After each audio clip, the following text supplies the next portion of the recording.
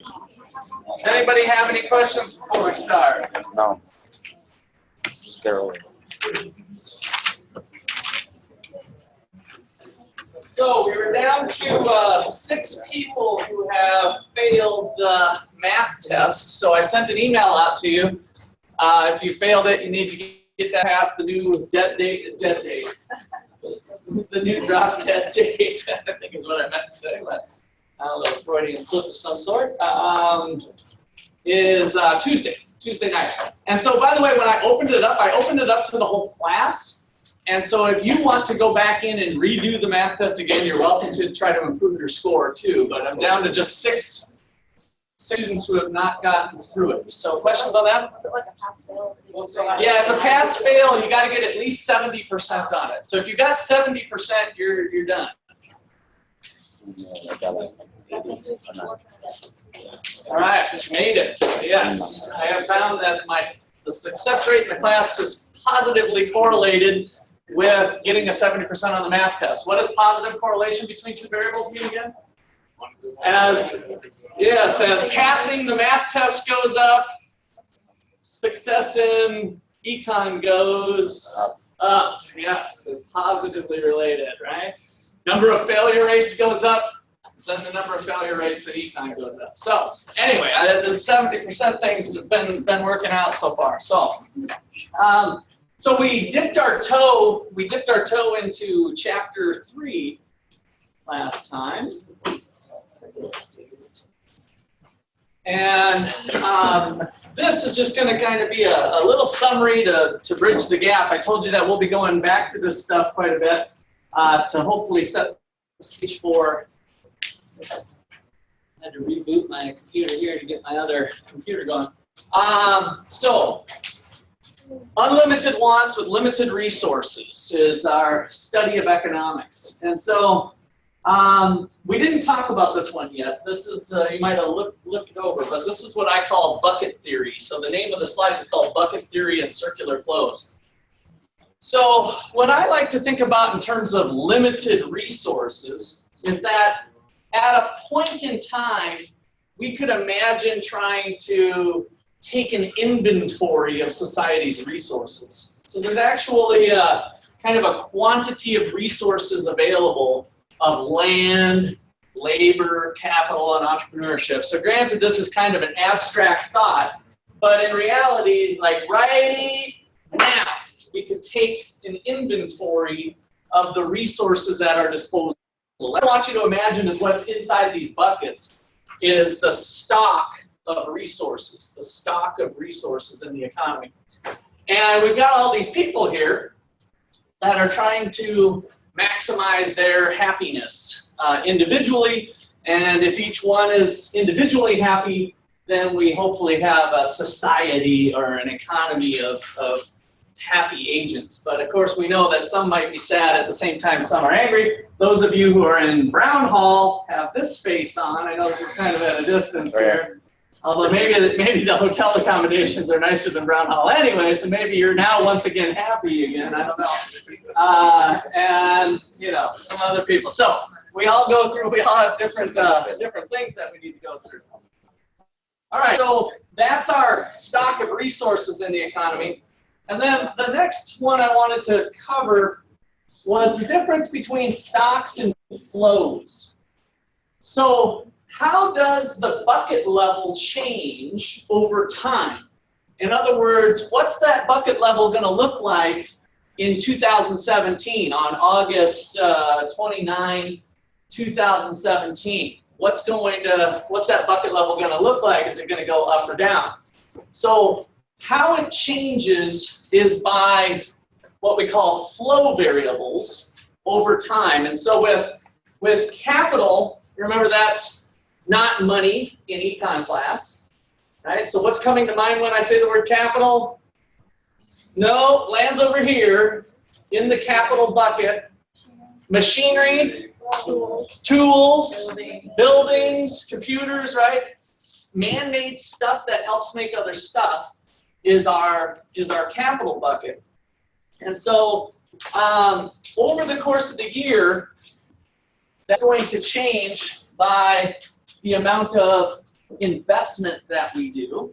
So these are technical kind of macroeconomic terms, but the concept's the same. So the amount of money that we spend on machines, the number of new machines, the number of new buildings, brand new ones, new tools, right? The amount of resources that are devoted towards capital type purchases is going to raise the bucket level up. At the same time, there's a hole in the bucket, dear Liza, dear Liza. Which I don't know, does that even make sense to you guys? Do you know that? What's that from? There's a hole in the bucket, dear Liza, dear Liza. The song, there's a hole in the bucket, dear Liza, dear Liza. There's a hole in the bucket. It was on Sesame Street, was where I first learned it. Now, I couldn't even remember if you guys have seen the Sesame Street reruns that I did, but so there's a hole in our bucket, and that hole can be characterized, again, kind of a technical term sometimes, as depreciation. Might be a technical term from an accounting standpoint, right? So from an economic standpoint, economic depreciation sometimes is different than accounting, what you do for tax purposes. So if you bought a $30,000 machine and the government told you that you could do a straight line depreciation over 5 years, you'd be depreciating $6,000 of value each year off your tax return. That has nothing to do with economics in the broader sense, right? I already told you economics has accounting as a subdiscipline under it, so it is in there somewhere. But it has nothing to do with the actual ability to do activities, to do production. So the 3-year-old laptop, this one's 2 years old. I think this is my second year. This is my second laptop. This thing, still being 1.5 years old, let's call it, still functions the way it did before, right? Just because it's old and the IRS allowed me to deduct some depreciation for it in a dollars and cents way, doesn't take away from its productivity, how productive it is. In other words, me getting my work done at the campus to respond back to emails, harass students that haven't passed the math test yet, that kind of stuff, that's me being a professor, right? It doesn't matter if this machine is 2 years old or brand new for that particular function, other than maybe a little fraction of a millisecond in speed with the new computer versus the old. It allows me to be equally productive, regardless of which one I'm using, right? So there's economic obsolescence or economic depreciation, which means when does this thing really go in the garbage can, right? When is it no longer functioning or allowing me to function to do my activities? That's kind of the depreciation that we're talking about here, where something is eventually worn out and done, and it goes away. So that's one of the holes in our bucket for capital. And so as machines wear out and are basically worthless in terms of their productivity, then that's an outflow and the capital bucket starts to fall. So we've got two competing forces of flows that are going on from August 29th, 2016 to August 29th, 2017. We're going to buy new computers economy-wide now, right, on the whole island. We're going to buy a bunch of computers, and some of them are going to wear out. And if this is bigger than this, the bucket level drops. If this is bigger than this, the bucket level rises, right? All through our choices of what we decided to buy in terms of capital. So the capital stock, the actual amount at a point in time, is called a stock variable. And the amount of purchases that were done during the year is the flow variable. And the amount that wore out during the year is also a flow variable. So it's good to think about these relationships of stocks and flows as we evaluate things. So let me give you an example that I'll have you macro kids stay quiet, because I think I probably did this same example before. But suppose I told you that I make $110,000. Am I doing pretty good? For the United States, living in Ottawa, Kansas, 110,000? See a lot of heads shaking yes. So the variable income, that's a pretty good income, right? But as I told you that, what did you implicitly do with the 110,000? What was the time frame? A year. because a lot of times we talk about annual incomes, but I didn't say that. So you guys didn't listen very carefully, because what if I said, suppose I told you I make $110,000 every 10 years. I immediately went from being pretty well-to-do to poverty, right, in the blink of an eye, by telling you the time frame. Likewise, if I would have told you I make about $110,000 a month, now I ripped right back up to the top 1% in a blink of an eye. So I've gone from extremely rich to extremely poor, all through the definition of how income is. And so my point with all that is that income, the variable in kind of an economic sense, the variable income is a flow variable. That variable only has meaning over a stated time period, over some amount of time. In other words, again, the $110,000 was meaningless unless I added to it 110 per 10 years, 110 per month, 110 per year. You see what I mean? So that variable has no meaning unless there's a time frame associated with it. So that's a flow variable.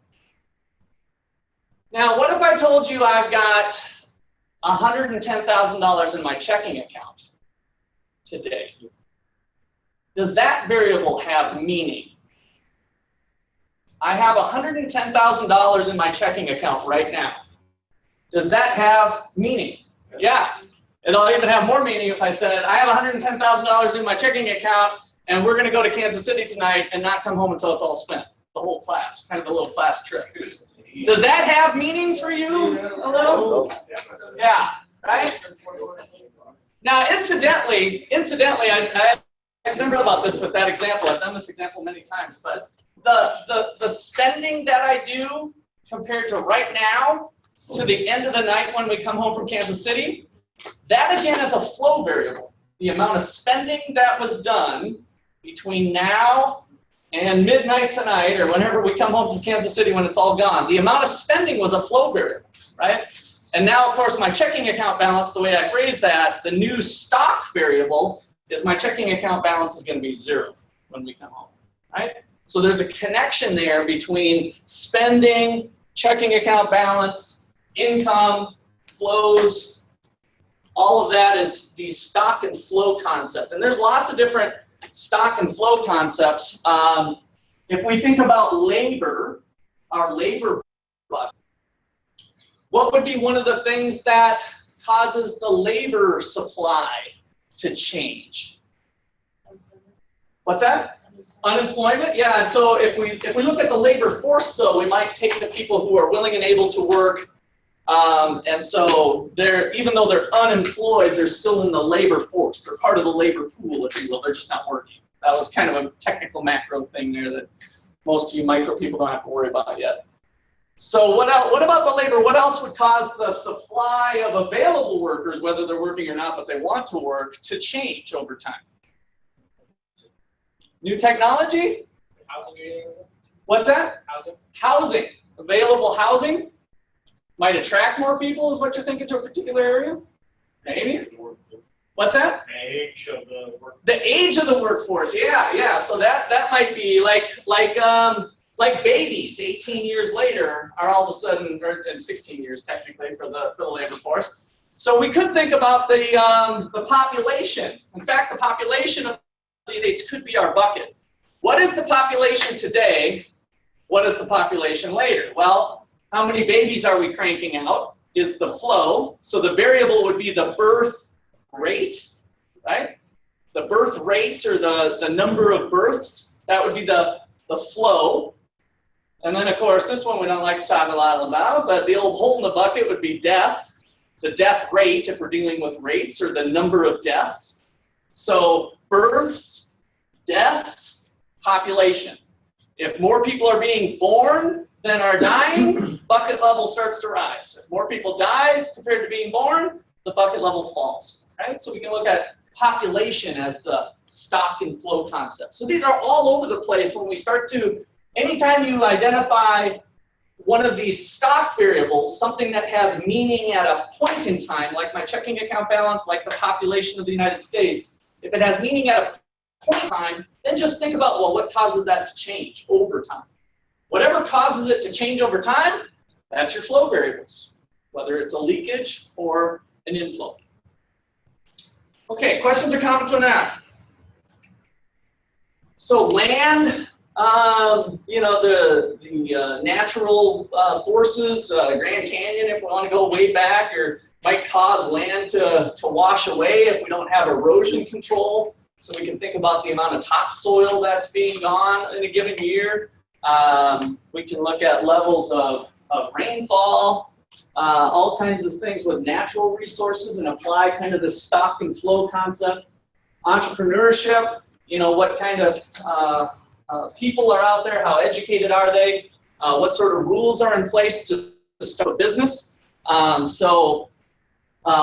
In the United States, it can take a while, but it's not too bad. In fact, I was pretty happy with this. It would have taken most people a little bit longer, but I formed a limited liability company in Kansas for the first time this last spring. I bought a little fixer-upper house to play around with, and I was able to form a limited liability company in about 44 minutes. Not too bad. Now, I knew what I was doing with the documents. I think if you were like cold turkey, and because I had set up other, or been a part of other limited liability companies, so I kind of knew some of the stuff that I needed to do. But even if you didn't, I'd say you could probably set up your own business, do some quick research. Maybe you'd have to make a few phone calls. But probably in 4 hours or so, you guys could be the owners of a limited liability company in the United States. So is it easy to do that, or is it not? If we go to some other countries around the world, they might have special licensing, and you got to go before the board and tell them what your business is going to be and going to function, and whether you met all the safety requirements. And of course, some businesses are like that in the United States as well, that you might have to have certain licenses in place to do certain types of activities. But as far as setting up a business, it wasn't too bad. God bless America. Estonia, on the other hand, they were able to do it in 18 minutes, I read. So they were a little quicker than us on being able to set up your own business in Estonia. So that can cause there to be maybe higher levels of entrepreneurial activity depending on the culture and the norms and the education and other factors. Okay, questions or comments on the bucket theory, stocks and flows? All right. Next important one. So the idea of maximizing happiness comes about from transforming scarce resources that we really don't have any particular value in, other than the value that they bring to make other things, if that makes sense. So I want to think about the production process of how do we get the things we like, the pizza, clothing, basketballs, beer, chicken wings, all the other stuff that we make. There's really something quite amazing that goes on day in and day out in the United States that we mostly all take for granted. And that is the transformation of these resources into those things. How does it get done? Who knows about it? Who's got the blueprints? You know, how are we going to know that we've got the right amount of pizza and the right amount of shirts and the right amount of basketballs? You know, who's controlling all this? Well, in short, in a free market system in general, the capitalist side of the spectrum, we tend to let those decisions be done by individuals rather than any one single person or government or group of people, right? And so those decisions get made day in and day out by individuals. And so part of what we're going to learn in this chapter, and especially the next and maybe the next kind of 3 chapters, is, do we get it right? What comfort level do we have that we get the right amount of EpiPens? How many EpiPen users do I got in here? Got to be a couple. No? No EpiPen? You guys heard about this EpiPen thing? Yeah. So what's going on with the EpiPen? Basically, save your life if you do an allergic reaction. You just check yourself real fast. Yep, it's got the medicine all in this pen, which is like a syringe that's kind of protected in a special way, so that if you're having allergic reaction, if you're allergic to bees, or I think it works for peanuts too, right? For peanut allergies or whatever, if you're starting to swell up and you're going to basically choke, you grab your pen and you shoot it, or somebody else can do it for you, and you get the medicine. So what was the issue, somebody other than I, with the EpiPen? Well, it's been in the news here in the last few days. Yeah. What's your name? Gavin. They're raising the prices. Yeah, the prices have kind of slowly risen. They're not like jacking them up right now, but I think a paper, I don't know if it was the Washington Post or the Wall Street Journal or somebody, basically a journalist did a little investigating and found that the EpiPens are going for about $600 and some, which was a, I can't remember the percentage, but a tremendous increase over the last 5 to 10 years or whatever for the EpiPen. And so, does the market system have it right? You know, if the pens, the EpiPens, are being issued by a private company that has the drug, which I think is called Mylan. Is that right? If I remember that is up on it, is it called Mylan? Yeah, Mylan is the company that owns the rights to the EpiPen. You know, are we getting the correct quantity by allowing a private company to do these pens? So, kind of an interesting story with that one is they've jacked up the price. Why were they able to jack up the price so much? They got a monopoly on it, right? They're basically, demand is there. It's a term that I'm not even going to mention right now that we'll learn about later here this week. And so the demand is there. That's kind of fine to say that. But there's also something not there. And somebody mentioned monopoly. What do you mean by that?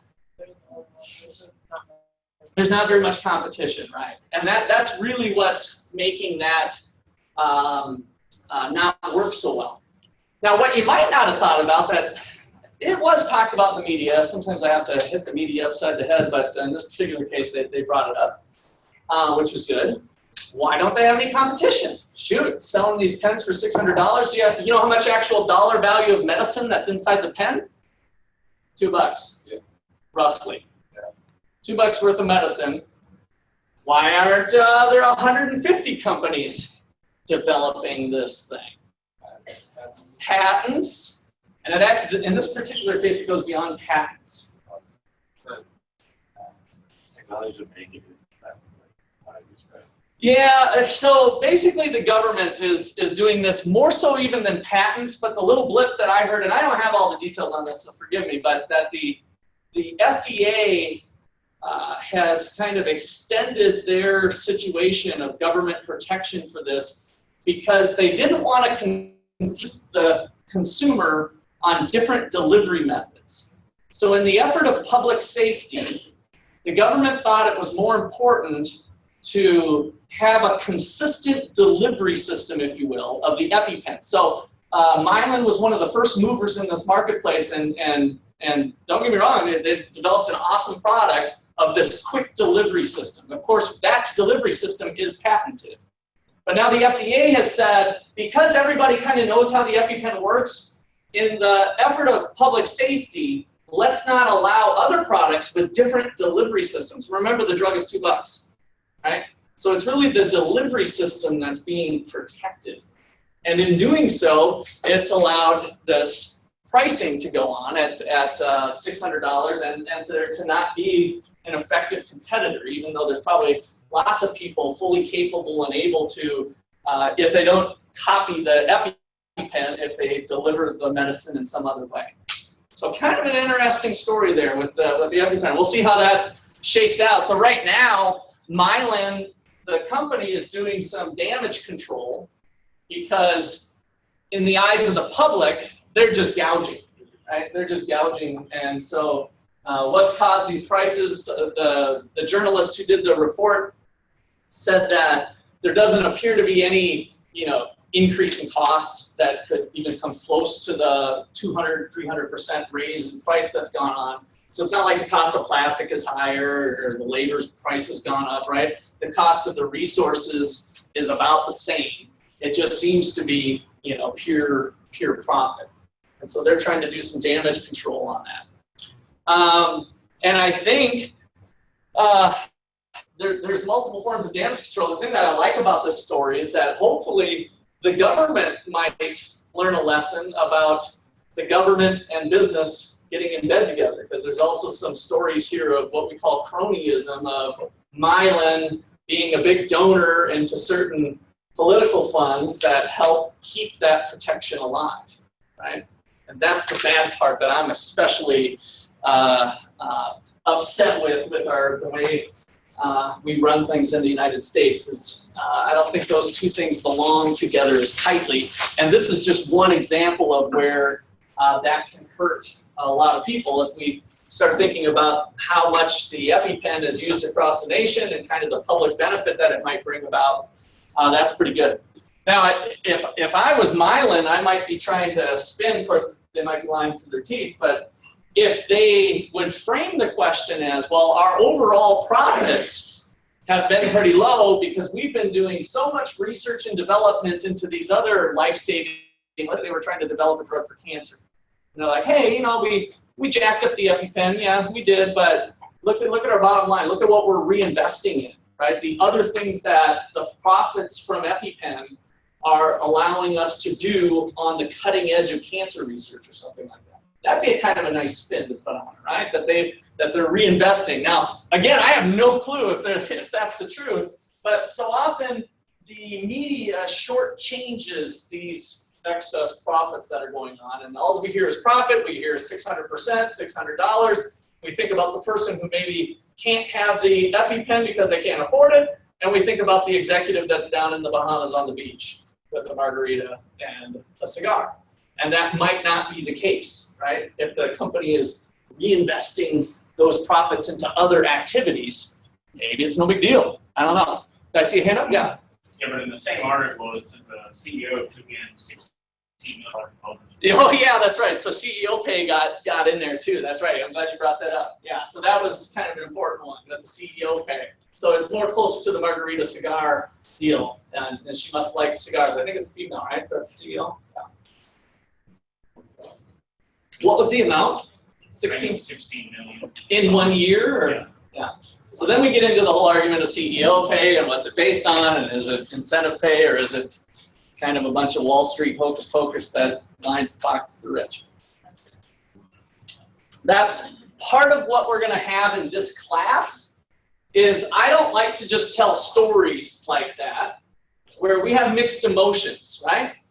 The tools that you're going to learn in this class are going to allow you to kind of dissect that and to kind of think a level deeper. Economists are pretty good at thinking unintended consequences. So usually we have kind of a cause and effect type of thing that most of the media will pay attention to, and they might say, oh, well, this hurts this person, this helps this person. And hopefully some of the tools that we learn in class are going to help you be able to understand those effects better and maybe make some predictions on your own, because the headlines are going to keep rolling off the printing presses. Guaranteed, they never stop. It's just a process. And so hopefully we can provide you a stock of knowledge that you can take into the production process later to hopefully not only better yourselves, but as Adam Smith said, to better an interest that was not of your intention, the public interest. By you doing what's best for yourself, it turns out that you serve a public good. You serve the greater interest of society. Okay, so production process. No dollars involved here. Well, let me point out one other thing. There's lots of different blueprints possible here. There's lots of different blueprints of how we can make the pizza. Do we have a fancy pizza? Actually, I went to this pancake breakfast thing for my son was doing a fundraiser. He plays with the Ottawa Suzuki Strings. It's a violin group, and they were doing a fundraiser pancake breakfast. And this guy was called the Pancake Guy or something, and he had this awesome machine. I don't know if you guys have ever seen it, but it was basically the size of a 8-foot conference table, but it was the griddle. And then on top of it, he had this machine, and he'd roll it over. The machine was full of pancake batter, and then he would press a button or do a lever, and 4 pancakes were made. And then he had it on little rollers. I could tell it looked homemade, like he did this himself, but maybe he bought it somewhere. Then he'd roll it down, pull the lever, pull the lever, lever. He's got 4, 8, 12, 16 pancakes. He can fill up that whole like that. So it was pretty awesome system.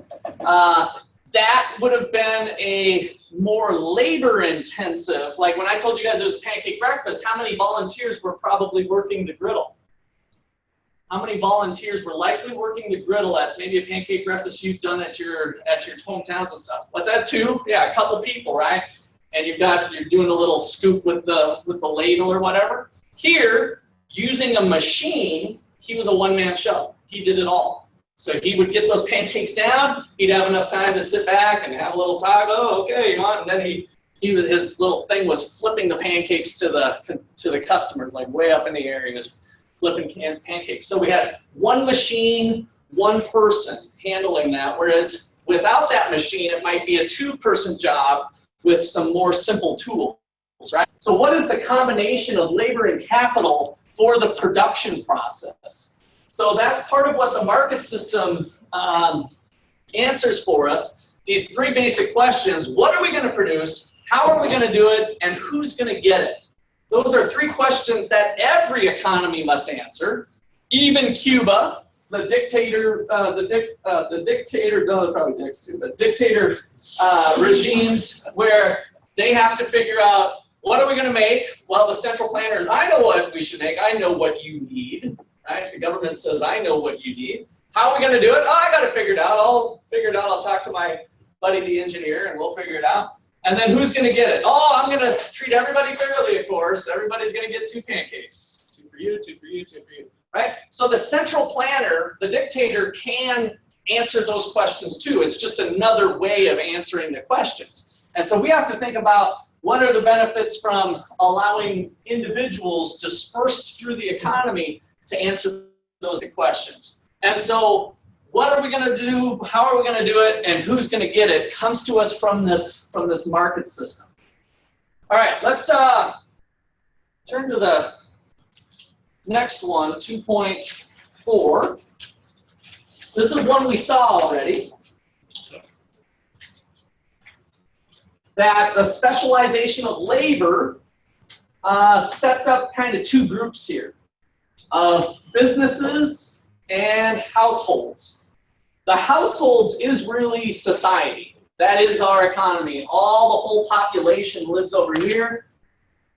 Every single resource, land, labor, capital, entrepreneurship, is tied to a human being. So we are the owners of all of the resources. And we can choose what to do with those resources. It's just a matter of figuring out what we want to do. And so people take their characteristics and their skills and whatever makes them special, that maybe was through education or just natural ability. So LeBron James lives over here with the Cleveland Cavaliers, right? Not all of us could have gone to school to become a Cleveland Cavalier, right? So there's a lot of natural abilities that might be embodied in each one of us. Other types of skills can be learned, and that's part of why you guys are in your seats. And so we all develop this varied resource base of human capital and organize ourselves in the form of a firm, at least for part of the day. All right, the market system.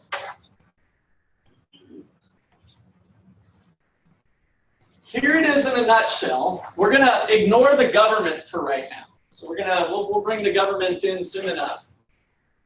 But this is Jen on the island in the big picture. So the real economy is going on down here in what we call the resource market or the factor market. Resources, factors of production. You can kind of use those interchangeably. So the resource market is where we have the sale of land, labor, capital, entrepreneurship being supplied to the businesses turning around and paying them wages, salaries, rents, interest, profits, all of the dollars that go as payment to the factors of production. Upstairs, we take our paycheck and we run to Walmart. Walmart has stuff on the shelves. We pay for those goods and services. So this is in what we call the goods market or the output market, or the market for final goods and services. Again, there's multiple words, but we want to think about the final good that ultimately brings us happiness That's what's coming over this direction. And so we've got dollars for those things. So that's it. That capitalist system, kind of the free market system in a nutshell, especially with no government involved, of the exchanges that would go on. The real economy, remember when I talked about piercing the veil of the economy, that dollars tend to kind of mask what the real activity of the economy is? That's this inner circle, the red circle. This is the amazing part to me as you start to study economics of what goes on day in and day out, is that we have resources that are transformed into goods and services. And that's what we get to enjoy, right? That's the kind of the amazing part. The dollars help lubricate that system and make the trades happen faster and smoother. So the dollars at the end of the day, this is a little more macroeconomic in nature, but it works at an individual level as well. The money that we earn in by going to work is what gets spent on final goods and services. That gives us our spending, both at the individual level, but actually more so at the macro level because of borrowing and some other things that individuals can do between each other. We have all of the income for the country. The income for the system is equal to the dollars that were spent on brand new final goods and services. That's it. That's the market system. I've got these little reminders in here that you can't see way in the back. These are just little supply and demand curves to help you remember that that's what we mean by the market system, is that we've got individuals supplying and demanding here. And notice that the roles are reversed. In the labor market, the supply of resources comes from the households. Up here, of course, Walmart is supplying, they're the supply curve up in the output market. Most of what we do in the early chapters is with the output market. So we're going to be upstairs for most of the course, actually. And then we'll drop downstairs for a little bit towards the end of one of the last week or two in class. All right, questions or comments there? All right, enter the government.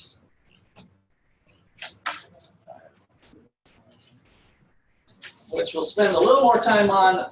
It's just good to make sure that this is on the table early on. It's not working. There we go. Figure 2.6. Our plate of spaghetti is getting a little bit thicker. So all I'm doing is building off of what we had on before, right? What does the government do for us? Well, they spend money in 3 different ways, the way I've got characterized here. G1, G2, and G3. And so the government has to interact in the market system in those 3 ways.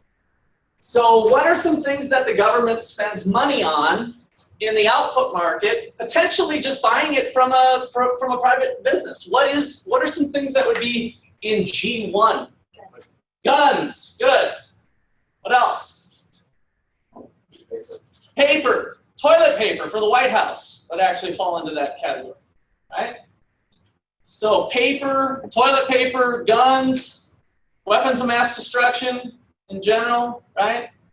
Aircraft, stealth bombers, roads, highways, infrastructure, right? All of that stuff, they are likely buying from American companies usually. Although in today's global world, sometimes that's hard to define even. But the government is going to Walmart to buy that toilet paper.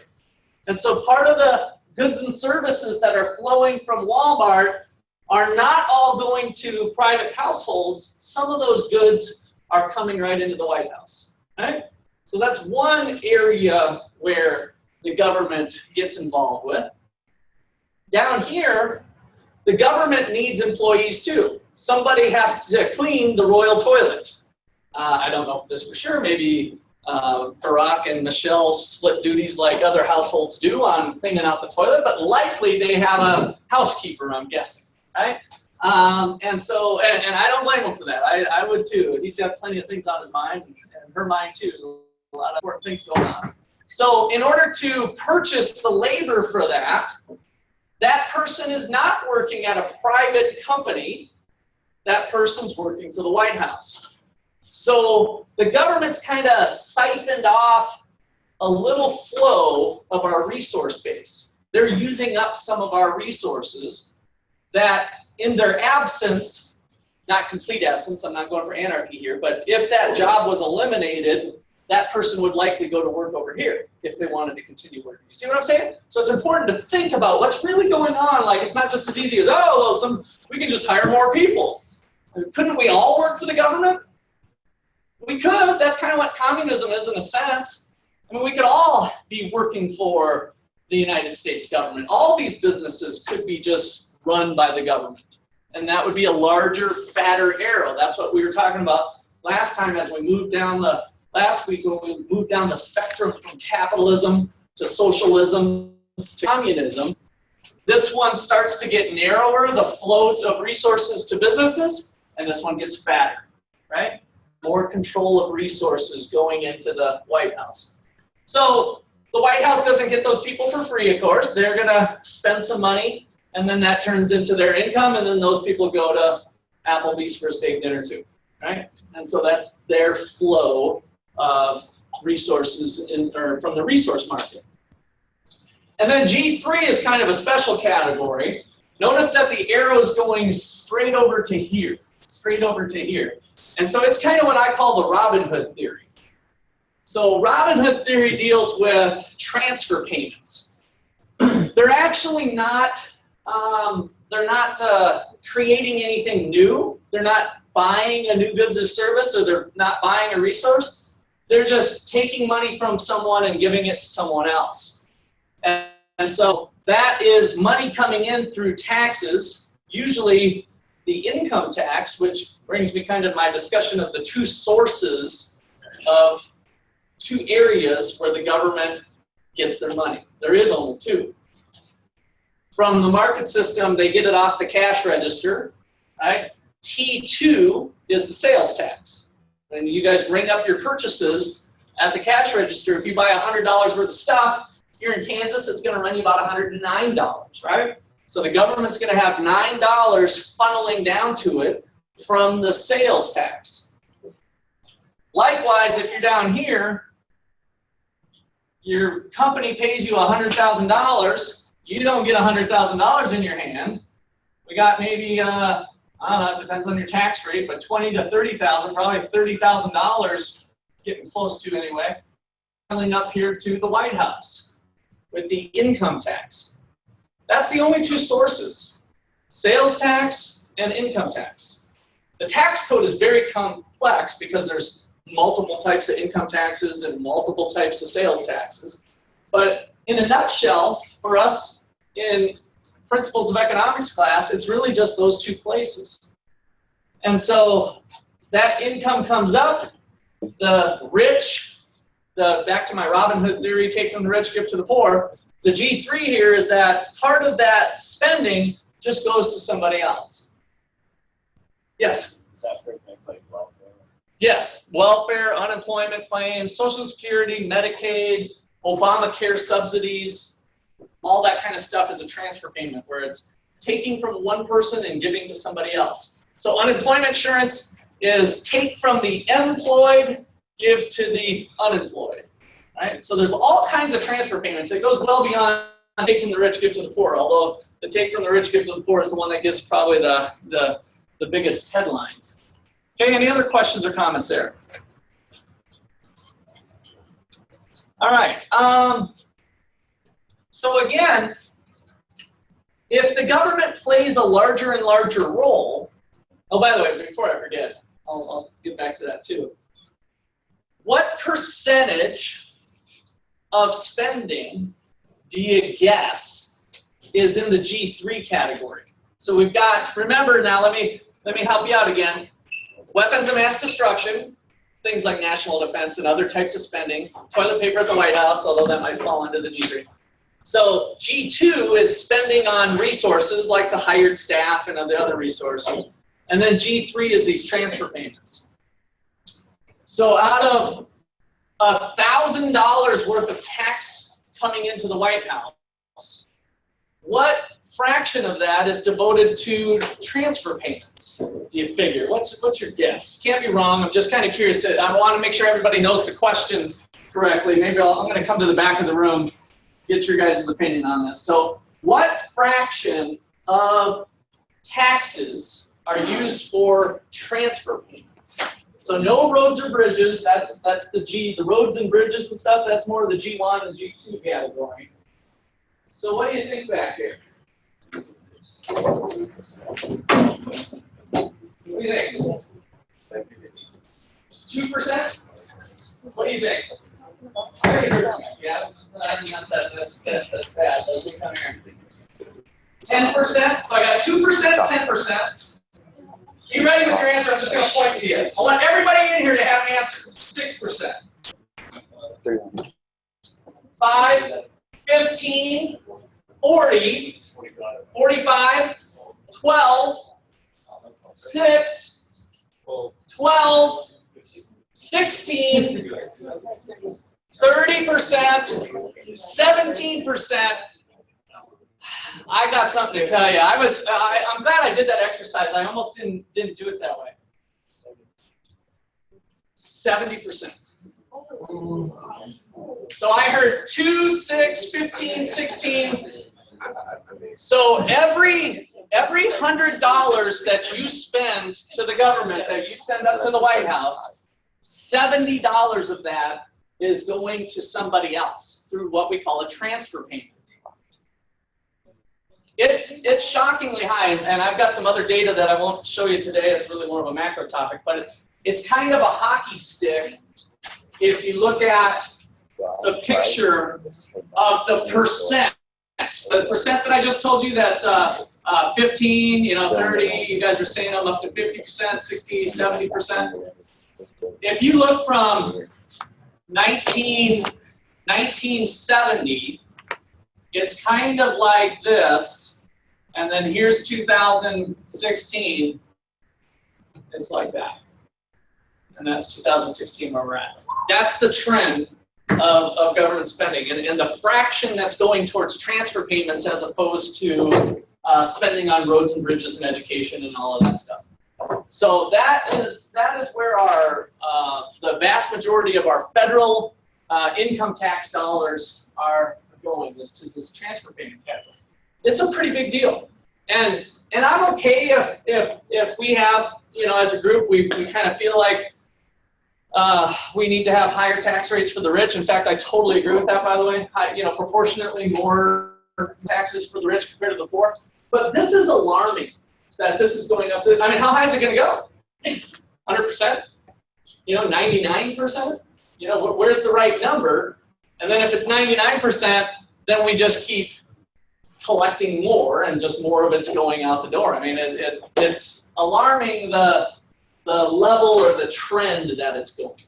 So, and that's a little bit of stuff that I've been doing a little bit of research on too, because it's kind of cool stuff. Scary, but cool stuff from a researcher's standpoint. All right, so that covers government. I think this kind of tees us up. That's where we're gonna stop with this and get to the board. Any other questions or comments before I put that up? By the way, I wasn't told, you guys were a little lower than I thought you'd be, especially when you guys are into sixes. I totally get it. This is your first econ class. You haven't even thought about these issues before. So, but your gut feeling on how much goes towards roads and bridges and public spending, it's hopefully an eye opener, because I think it's something to be concerned about. Okay, but now we're going to learn why we maybe should be concerned about it. And not too concerned, it's more of just a general concern. Most of the material in here that I want to, or that I go over, is how it relates to your real life and the decisions that you make day in and day out. Not necessarily what you do in the voting booths. That is not one of my primary concerns. not even close to primary, like it's about this much and the rest of econ's about this much on your individual decision making. All right, let me get this little thing here.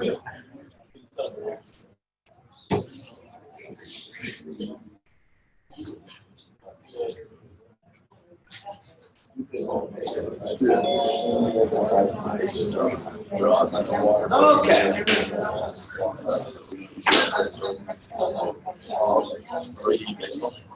All right, so let's see, let's do a little bit of better angle here. All right. So what did we leave off with last time? What do you got in your notes? Law of supply. Get rid of this. So we were talking about beer. Yeah, some really important topics here. So we had law of supply, law of demand, and this idea of equilibrium. So you guys have it in your notes already. I'm just going to kind of shortcut this a little bit because I did want to be a little more formal about what these quantities were. So our equilibrium was at, what was it, 240? Yes. Yeah. And a price of 8? Okay, so you guys have the full graph already on your notes from last time, so I'm just kind of doing a little shortcut method here. And I want to talk about this idea of equilibrium. So, equilibrium. I've got one kind of general definition that I like to use, and that is a situation in which there is no tendency for change. A situation in which there's no tendency for change.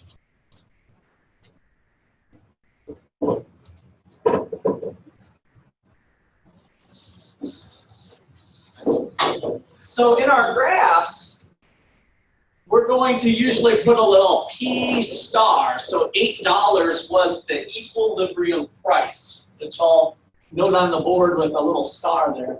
So equilibrium price, P star, is the price at which quantity demanded equals quantity supplied. The price at which quantity demanded equals quantity supplied.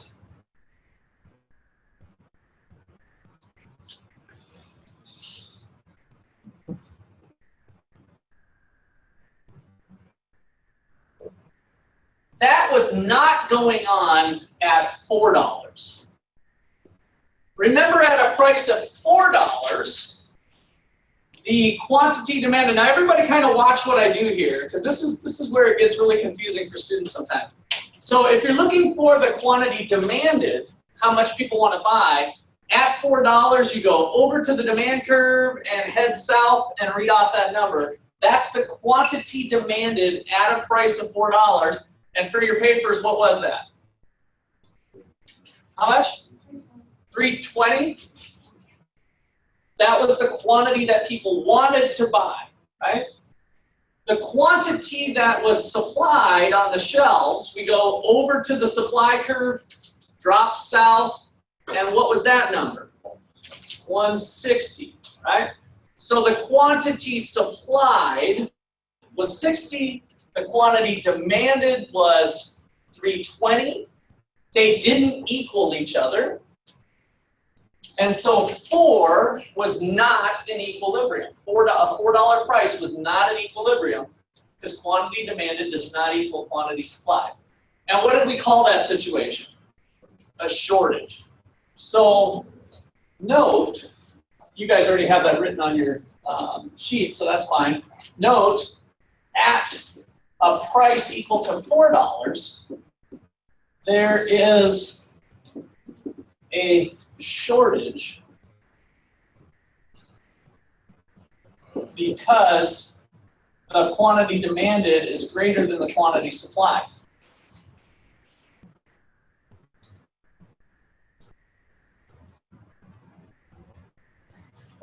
The shortage is equal to quantity demanded minus quantity supplied equals 320 minus 160 equals 160 units.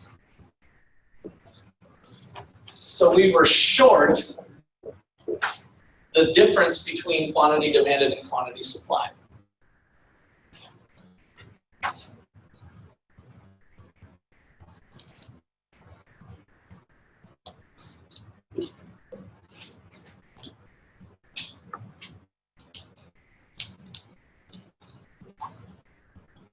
All right, so we also will talk about equilibrium quantity.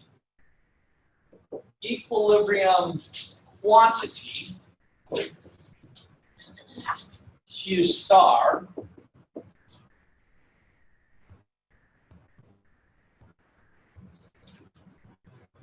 is the quantity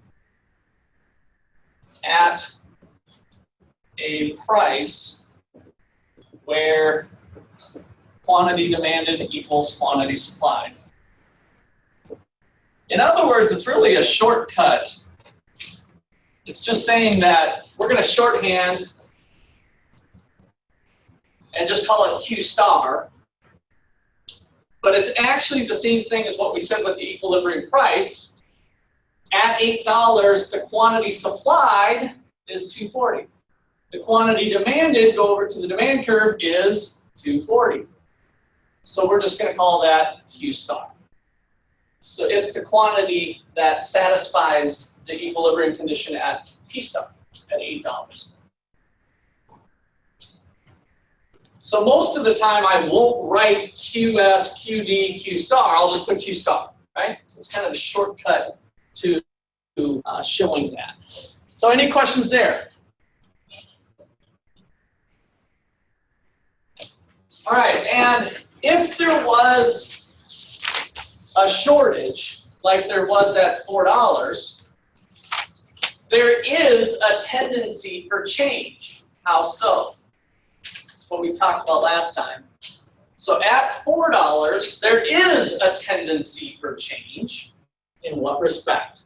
What was the story that we told with that?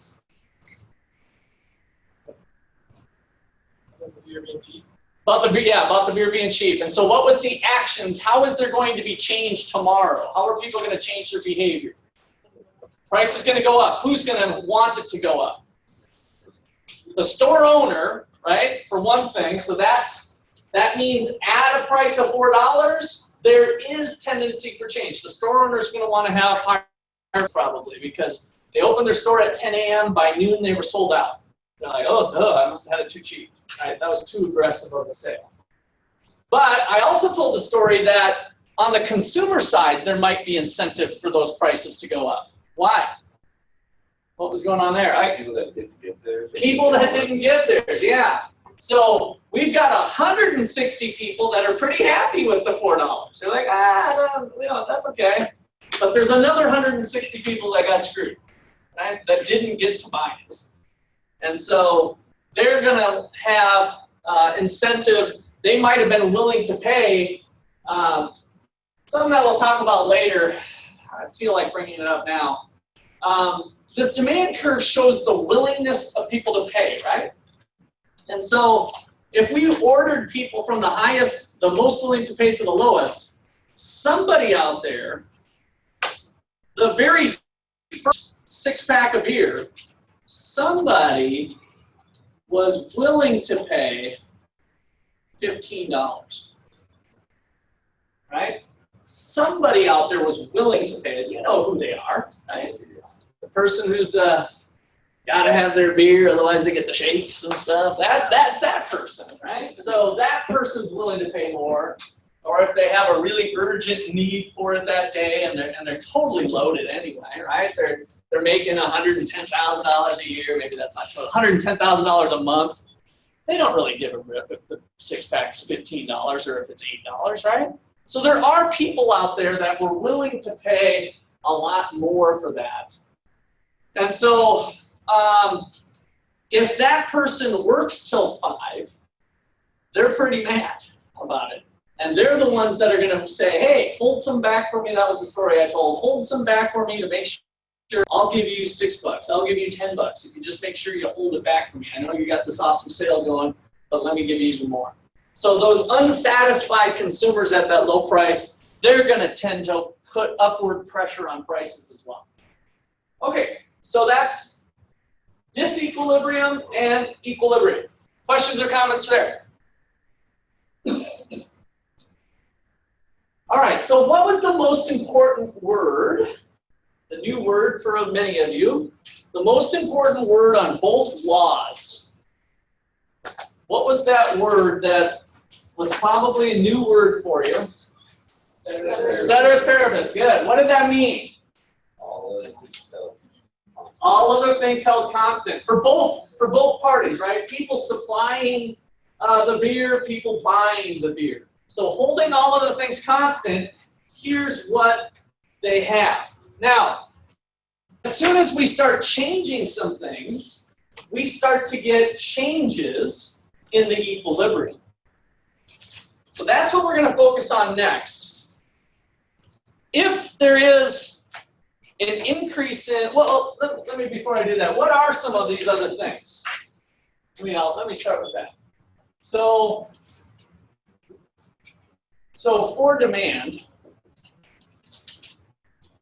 what are some other things that influence our decision to buy? So, in other words, things other than price. The law of demand said that as the price goes up, the quantity demanded does down, right? So the law of demand was specific to price, ceteris paribus, holding all of the things constant. So what are some of those things? We weren't denying that they're not important. What are some things that influence our decision to buy? Yeah. Say it again? The benefit. Okay, so in what way? Because, and I want the benefit to, let me just let you speak. What were you thinking?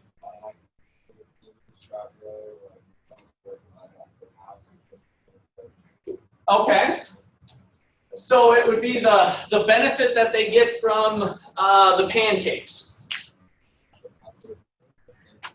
What would, yeah, and the need for it to be able to serve that many people, that might be something. Okay, and we could think a little bit more generally about it on what would allow you to buy. I assume that machine's pretty expensive.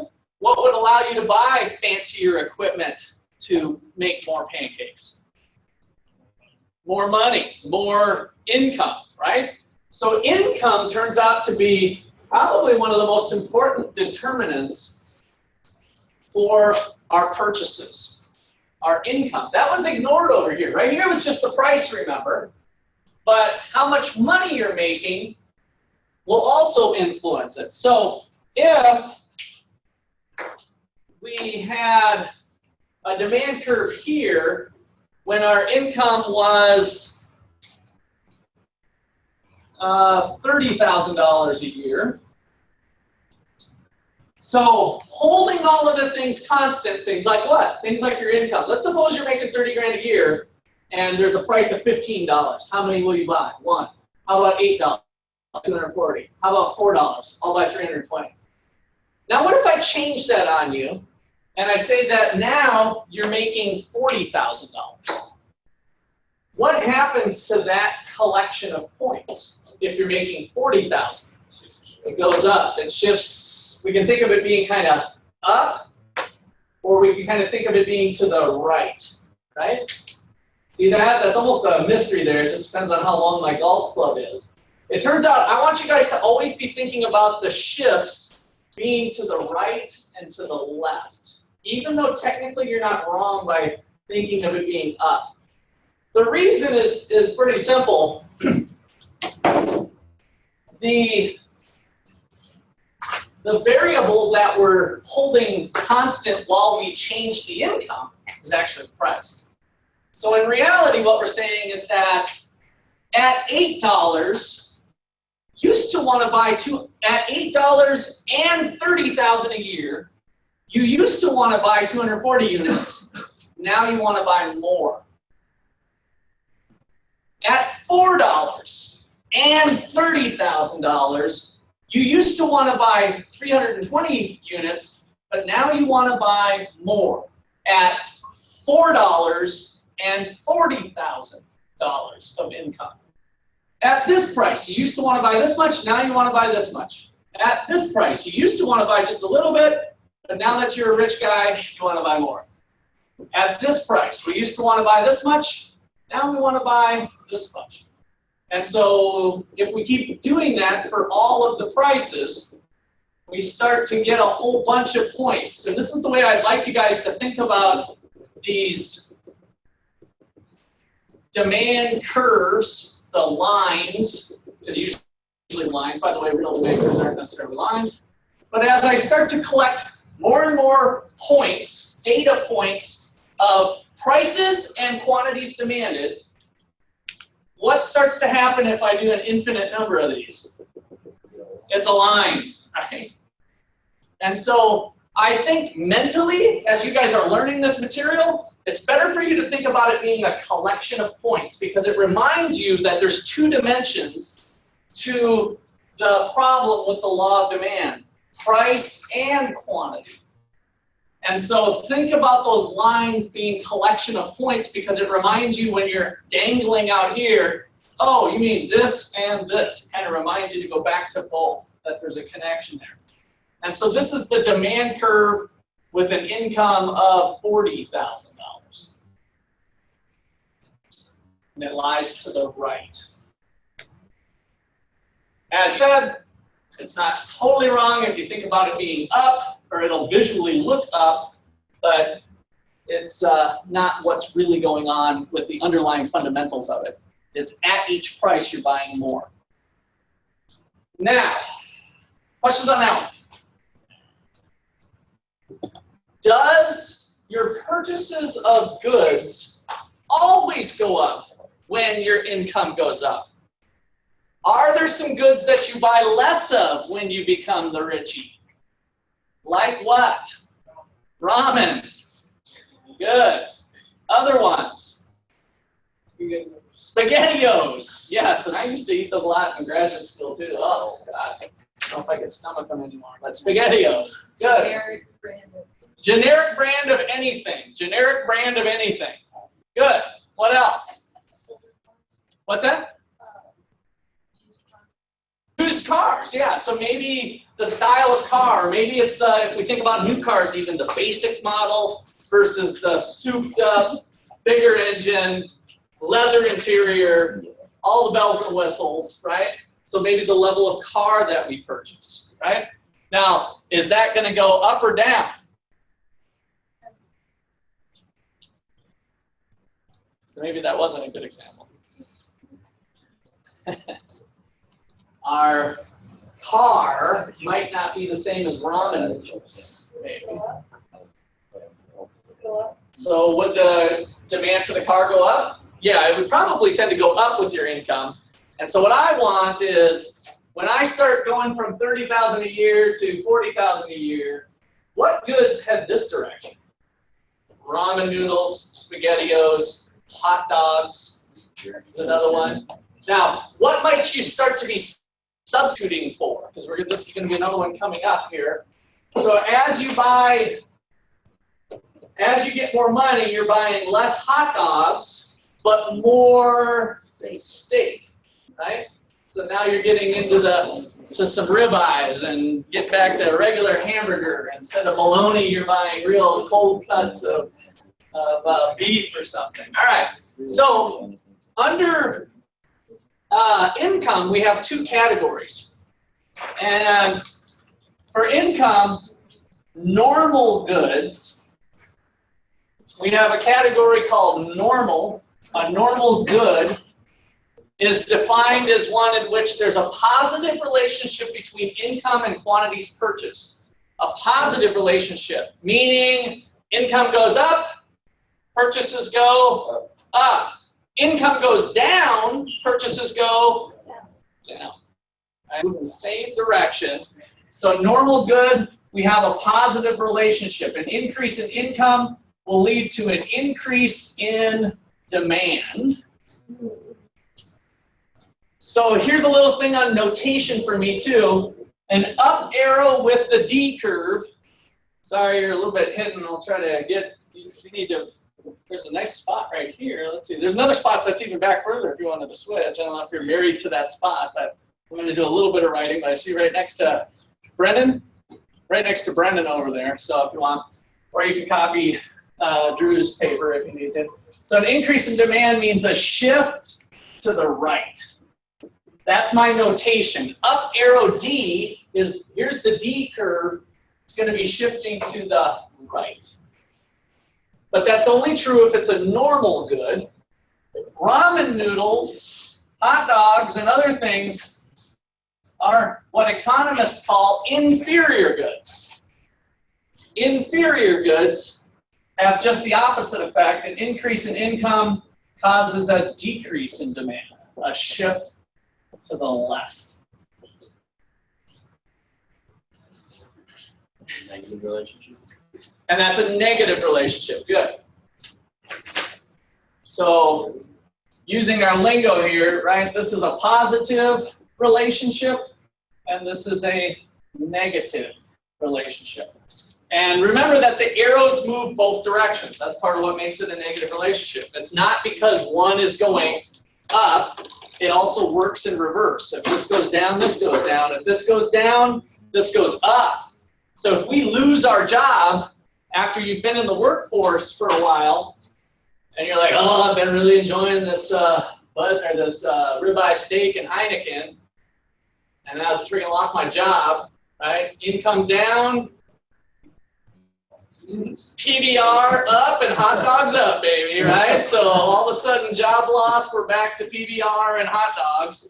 Hopefully we get that job back in a short order. Income's back up, PBR's down, hot dogs are down, but we've got Heineken and ribeye steak up on the other way, right? So we're substituting those around. Okay, so any questions on income? All right. Since I brought up the couple of these already, number 2 on our shifter list. By the way, that's what we're really defining now. Is this is what I call demand shifters. Demand shifters. These are the things that are going to shift the demand curve around. And for number 2, we've got the price of related goods. And I'm just going to use P subscript RG for related good as my shorthand notation for that. Price of related goods.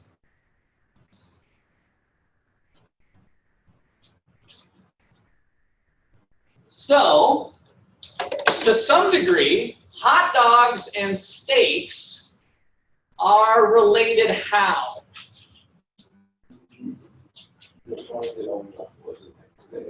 Yeah, you kind of want one or the other, right? So in that respect, they are, if you're looking for protein in some sort of meat-like product, I say meat-like product because steak is really meat-like. Right? Hot dogs, kind of questionable, but meat-like, if you're looking for a meat-like product, those two are substitutes with each other, right? You could use one or the other. One is working for the other, or substituting for the other. So one of the ways that goods are related is that they are substitutes. Substitutes. And so I think I'm going to bring us back to Coke and Pepsi just to keep things good. I don't want to confuse things too much with hot dog and steak, but you can tell the same story with this. But so when we're focusing in on the price rather than the income, if Coke and Pepsi are pretty decent substitutes, not perfect for everybody, right? So there's always that one people, well, you're at borderline from at the restaurant. You're like, I'll take a Diet Coke. Well, would Diet Pepsi be okay, sir? Hell no, give me water. Right? So there's a couple of those people out there. But for the most part, people nod their head and say, yeah, Diet Pepsi would be fine. Right? So they work as substitutes. So if there's an increase in the price of Coke, what happens to the demand for Pepsi? It goes up, right? So these two things are positively related to each other. Price of Coke goes up, it gets more expensive. People buy less Coke, but more Pepsi, right? So an increase in the price of Coke leads to an increase in the demand for Pepsi. And it's important to keep track here the labels, because we're looking at the interrelationship between the goods, Coke and Pepsi.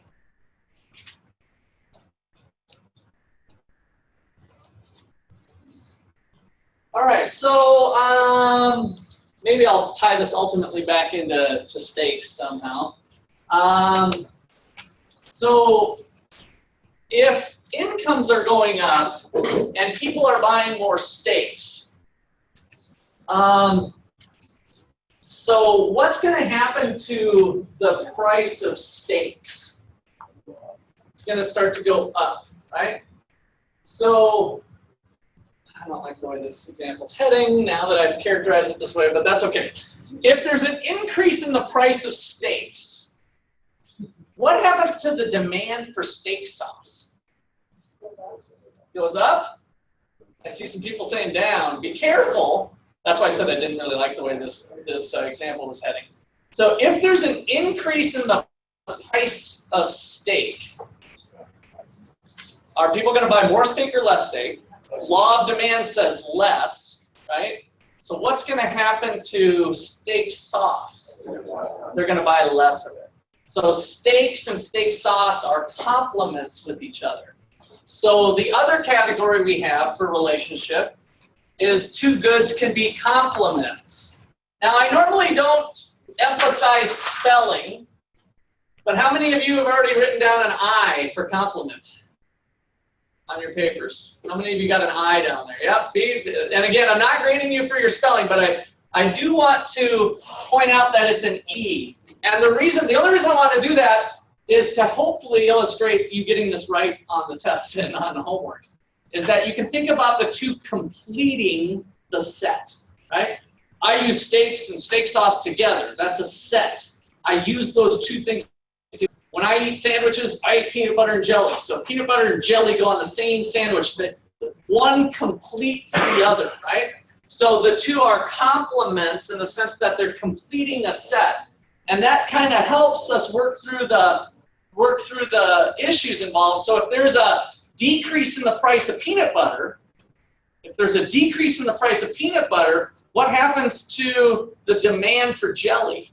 It goes up, right?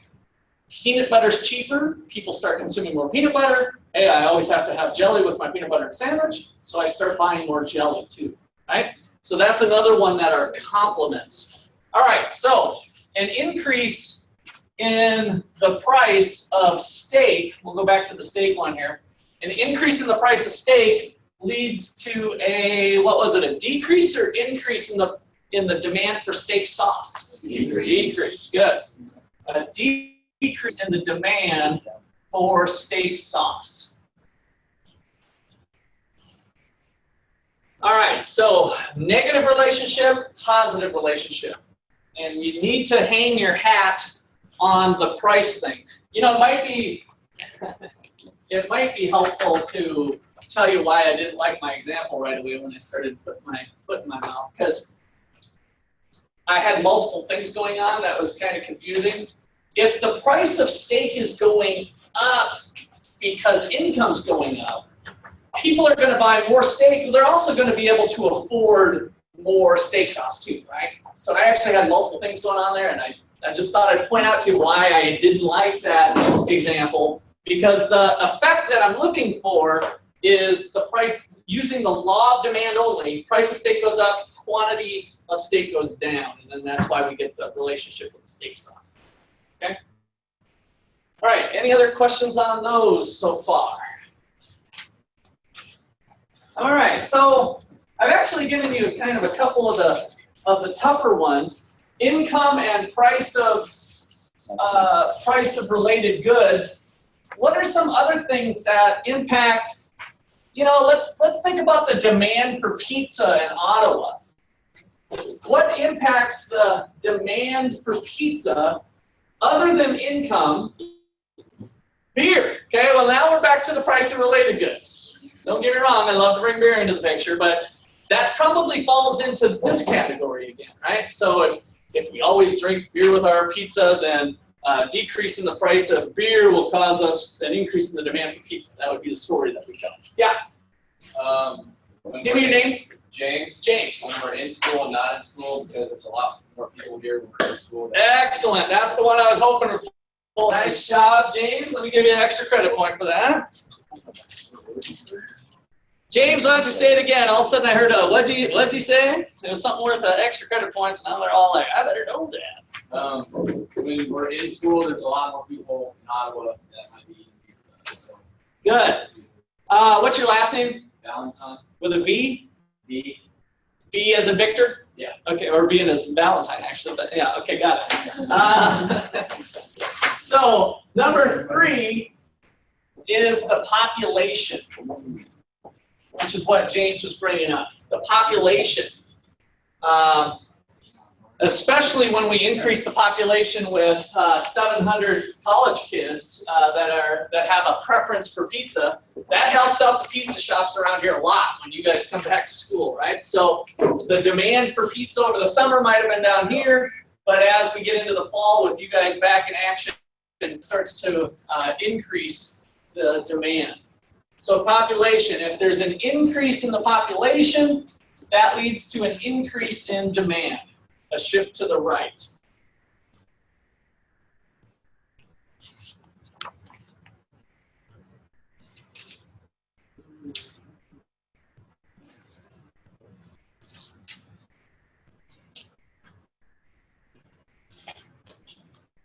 All right. What else can shape our demand for things? Quality. Okay. So the quality of goods might be reflected in the price. So with quality, we do have to be a little bit careful on whether if we have goods of equal qualities or goods that are relative substitutes. So quality can play a role, but it's going to enter through what I call tastes and preferences. Taste and preferences. So that'll be the shifter that's a little more broad than just quality. So if we start to have a taste for quality goods, then producers will have incentive. That'll be reflected in the price that we're willing to pay for it, right? And so they can afford to make higher quality goods, assuming that those preferences exist. Now, how do businesses signal that they have higher quality, even if it's not? What do they do? Advertising, right? So through advertising, through kind of education or information is really all advertising is, right? They can start to shape our preferences to help us learn about the product. So advertising kind of plays a role in this. When they advertise, what's kind of one of those clever tricks that businesses like to do that gets you more interested in their product through advertising? What are some of the tricks of the trade? Speakers, and what? Promotions, special deals. Yeah, comparing one relative to the other. I don't know if I heard the right thing with speakers or what is it? Celebrities and pictures. You're right, images of people having fun or whatever. So you guys have maybe taken some marketing classes. You kind of got the general gist. You've certainly been exposed to to that all their life, but the celebrity endorsement, right, is kind of a big thing. Oh, if it's good enough for if Nikes are good enough for LeBron James, and if he's using them, then I better use it too, or whatever. So that is our taste and preferences. So if something, for example, is in style, let's see, what's in style right now? I don't think this was so much via advertising other than just guerrilla grassroots, but is there anybody, let me just ask the question differently. Is there anybody in this room that has not played Pokemon Go? There's got to be a few. Oh, come on. Oh, that sounds like a lot. Wow, I was expecting only 5 hands or so to go up. So, you know, if something is in style, your demand, so what caused the demand for Pokemon Go to just jump off the charts, basically? What caused that? Everyone's doing it, right? So something is cool. So you are influenced by what other people are doing. Now, if you actually get the game and everybody's doing it, but you think it sucks, then you'll stop doing it. But at least gets you to start doing it potentially. So through advertising, if something's in style, that'll lead to an increase in demand. Right? And so advertising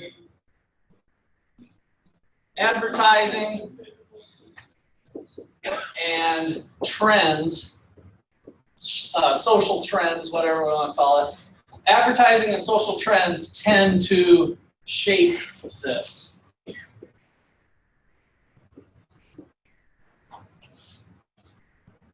Sometimes natural occurrences shape this. You know, if it starts raining cats and dogs right now, and I know it's going to rain for the next 4 days, I've changed my taste or preference for umbrellas, right?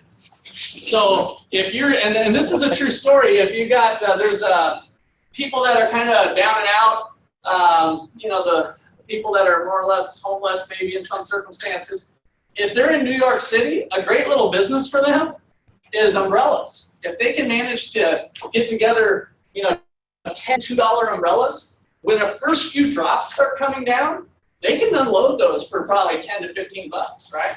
Because even if you have an umbrella at home, your taste or preferences for umbrellas that day changed pretty instantaneously. And while when the sun is shining, you aren't going to pay $15 for an umbrella. When it's cats and dogs and you've got a nice leather purse on and some decent clothes, you're willing to pay 15 bucks, no problem, right? So all due to a change in our taste or preferences. Okay, good. Lastly, expectations. Our expectations. Yes, expected income would be right up there at the top of the charts here. So Kylie asked, would expected income? Yes, absolutely. In fact, usually to a fault. People will change their demand based on their expected income rather than their actual income. So if there's an increase in your expected income, here's kind of the notation that I'll use quite a bit for expected is a capital E with brackets over whatever's changing. That's one way I do it. So expected.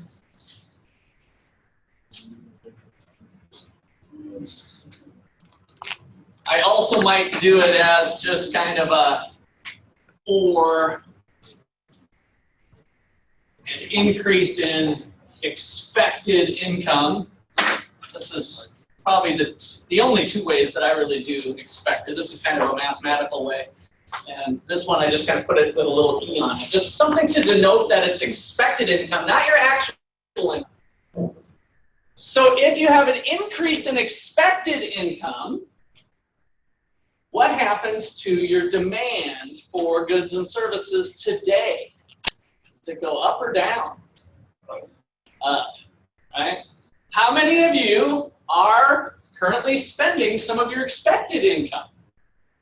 Today, this week, this year, fall semester. How many of you are spending some of your expected income?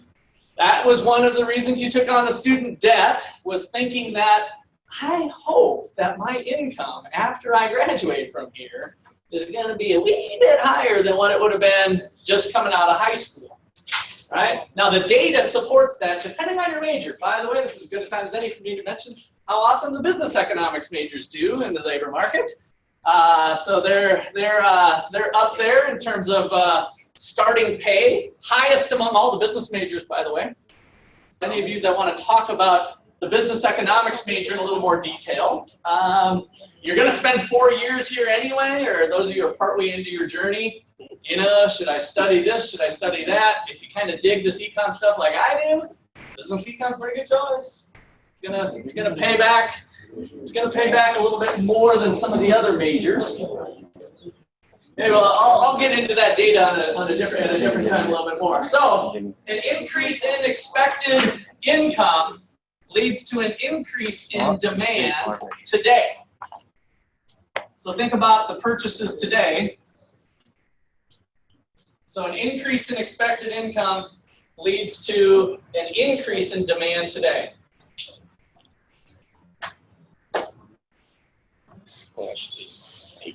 Now, expectations is pretty broad.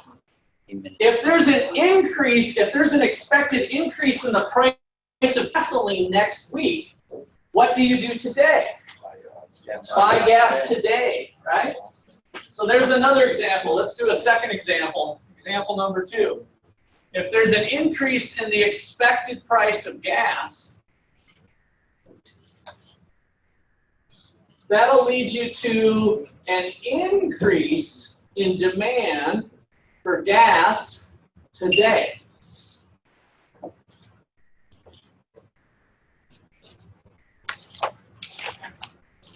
Now, interestingly enough, if there's an increase in the price of gas, what happens to the demand, the quantity demanded of gas? It goes down, right? Law of demand is just the opposite. So check that out. What we think is going to happen in the future plays an important role today. That's what this expectations thing is all about.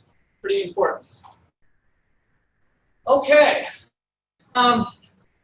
So any other ones that you can think of that you don't think are covered here? Because I'm going to argue that this list of 5 things covers really all that you need to know for all of the shifters. But you're going to get lots of different problems that have different ones, but I like to have them all in one spot. Is there any here that you think I've missed out of the list of 5?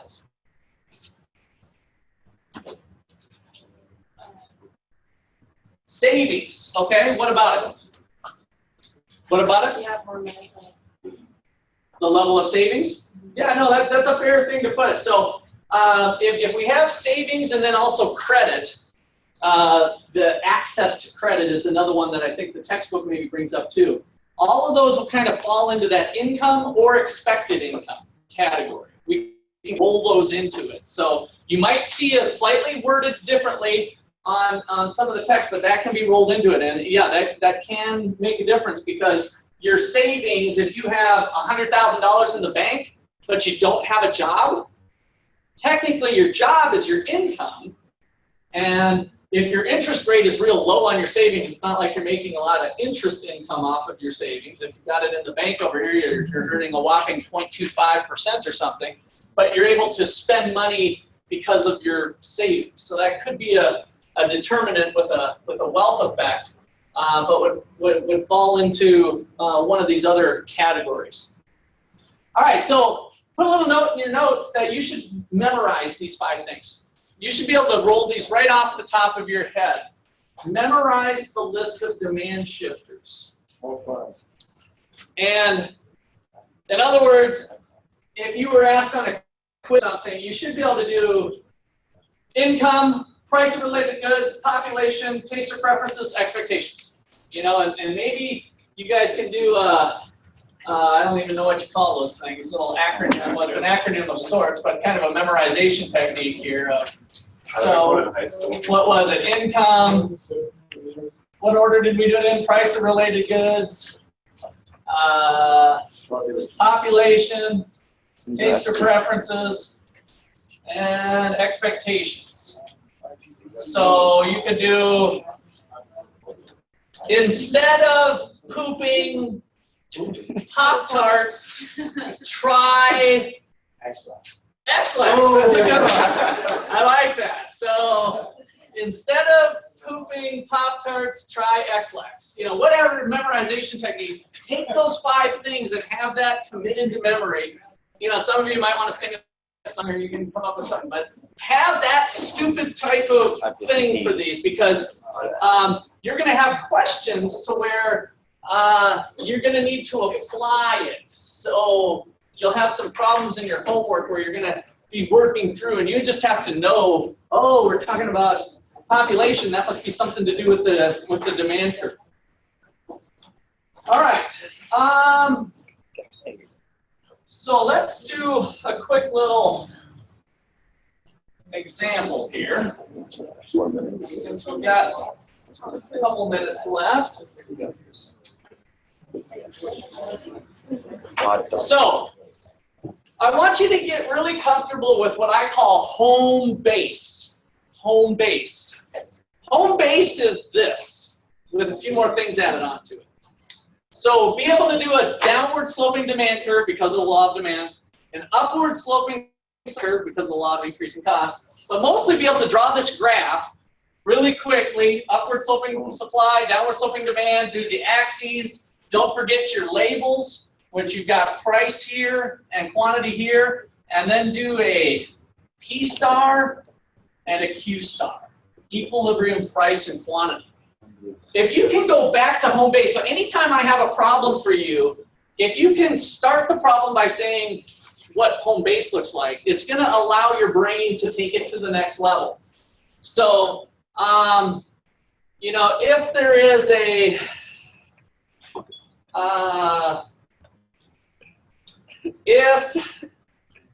oh shoot, I could, yeah, let's see, yeah, okay, this works. So, suppose that there is a broken water main in, just hypothetically. Suppose, so here's your example. Suppose a water main breaks. A water main breaks in Ottawa. What is the impact in the bottled water industry, bottled water market? Yeah. Be sure to specialize, or be sure to show the increase to equilibrium price and equilibrium quantity. So no matter what the problem is, home base gives you that starting place. And so if there is some unfortunate accident that leads to a water main break in Ottawa, where you're not going to be able to use water for a while, what happens?